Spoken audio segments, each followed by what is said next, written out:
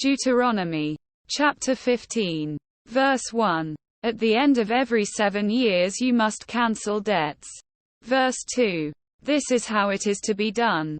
Every creditor shall cancel any loan they have made to a fellow Israelite. They shall not require payment from anyone among their own people.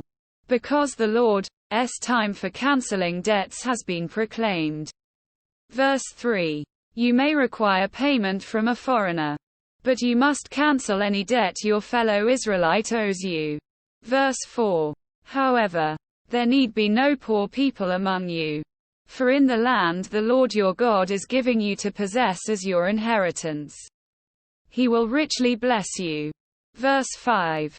If only you fully obey the Lord your God and are careful to follow all these commands I am giving you today. Verse 6. For the Lord your God will bless you as He has promised. And you will lend to many nations but will borrow from none. You will rule over many nations but none will rule over you. Verse 7. If anyone is poor among your fellow Israelites in any of the towns of the land the Lord your God is giving you, do not be hard-hearted or tight-fisted toward them. Verse 8. Rather, be open-handed and freely lend them whatever they need. Verse 9. Be careful not to harbor this wicked thought. The 7th year, the year for canceling debts, is near, so that you do not show ill will toward the needy among your fellow Israelites and give them nothing. They may then appeal to the Lord against you, and you will be found guilty of sin. Verse 10. Give generously to them and do so without a grudging heart.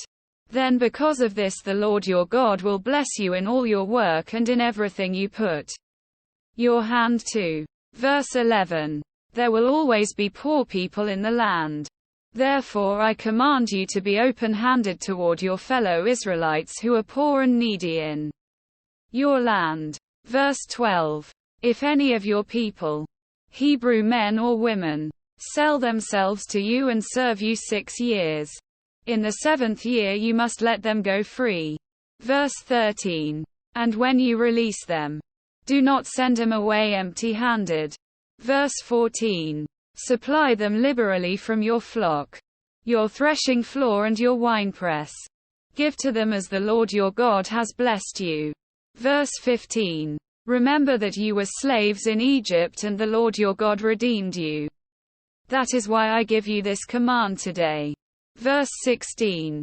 But if your servant says to you, I do not want to leave you, because he loves you and your family and is well off with you. Verse 17. Then take an awl and push it through his earlobe into the door, and he will become your servant for life. Do the same for your female servant. Verse 18. Do not consider it a hardship to set your servant free, because their service to you these 6 years has been worth twice as much as that of a hired hand. And the Lord your God will bless you in everything you do. Verse 19. Set apart for the Lord your God every firstborn male of your herds and flocks. Do not put the firstborn of your cows to work, and do not shear the firstborn of your sheep. Verse 20. Each year you and your family are to eat them in the presence of the Lord your God at the place He will choose. Verse 21.